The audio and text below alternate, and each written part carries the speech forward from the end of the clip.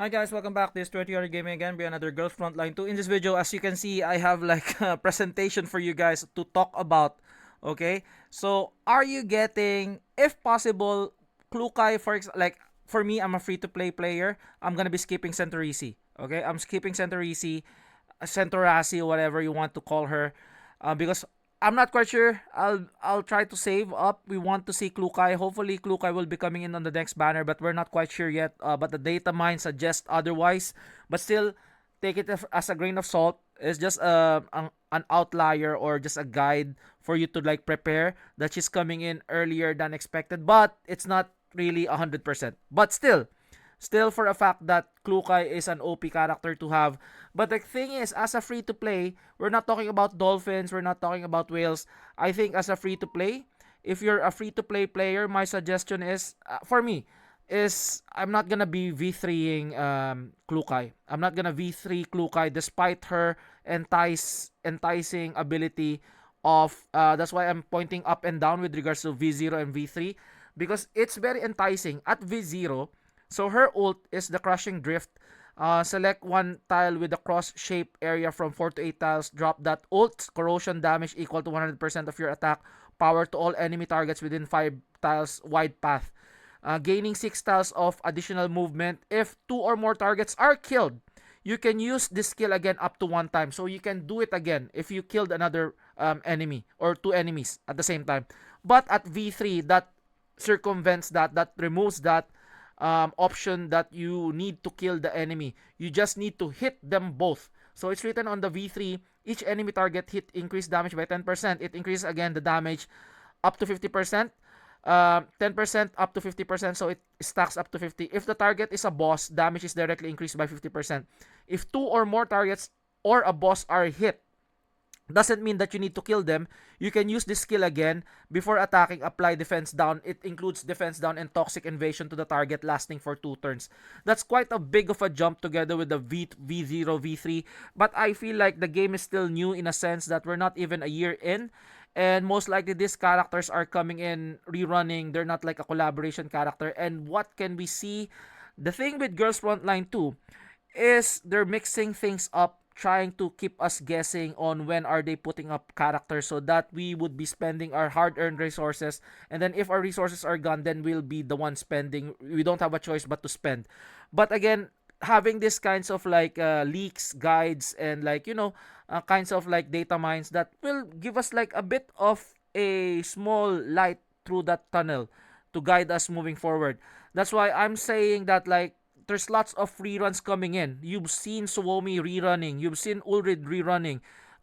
Macchiato is probably rerunning again. So those are the stuff. They're quite rerunning in a very short of a space in between banners, which is like kind of crazy. I haven't seen any gacha game that has like reruns for characters which are very not that far apart from each other upon them releasing, which is kind of bit good as well. So that you know for a fact that Klukay might be again coming back so that you can prepare for her. I feel like as a free to play, you need to have a plethora of teams. You have at least like 2 teams that you can have. And as you can see here, Vector and Springfield. Vector for your burn team, Springfield for your water team. So that would benefit Tololo. And Tololo is much like the investment of Tololo and QJ are much more easier because they're in the regular banner and you can easily pull them because you have selected pull rates that you can pull.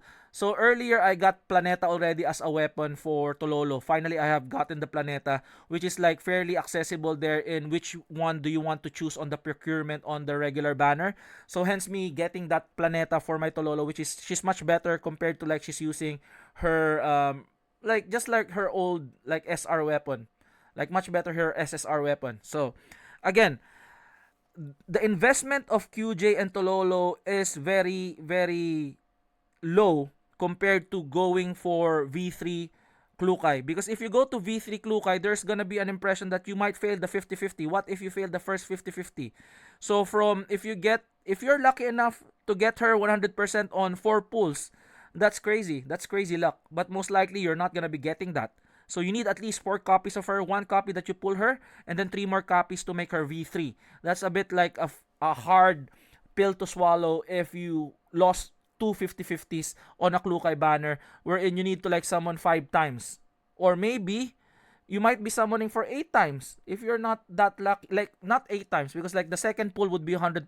So, for example, you failed the 50-50 once, you get Klukay. Then you fail the 50-50 once, then you get Klukay. So, I think looks like, yeah, it's gonna be like almost 8 if you fail, like if your luck is that bad.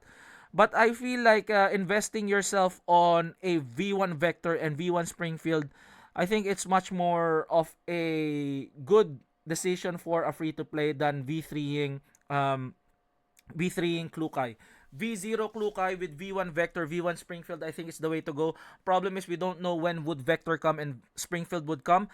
I feel like, again, with the leaks that I've seen and I've shared with you guys, the next thing after Klukay might be Mekti. So you might be pulling for Mekti, or you can just skip Mekti in all entirety, because like if you want a corrosion team, you can have like Mekti, Klukay, and Peritia, though that's already your corrosion team.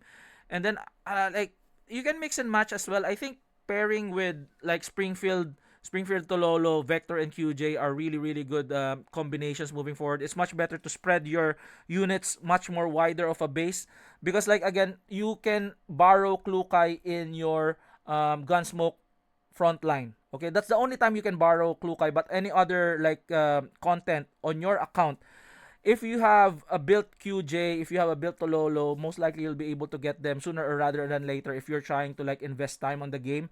I think that's a bit much better of an outlook as a free to play. But again, if you're a whale, if you're a dolphin, go ahead, whatever you want. You can V3 Klukay. I think that's the best thing that you want to do. And then if she reruns, you can V6 her if you're a whale.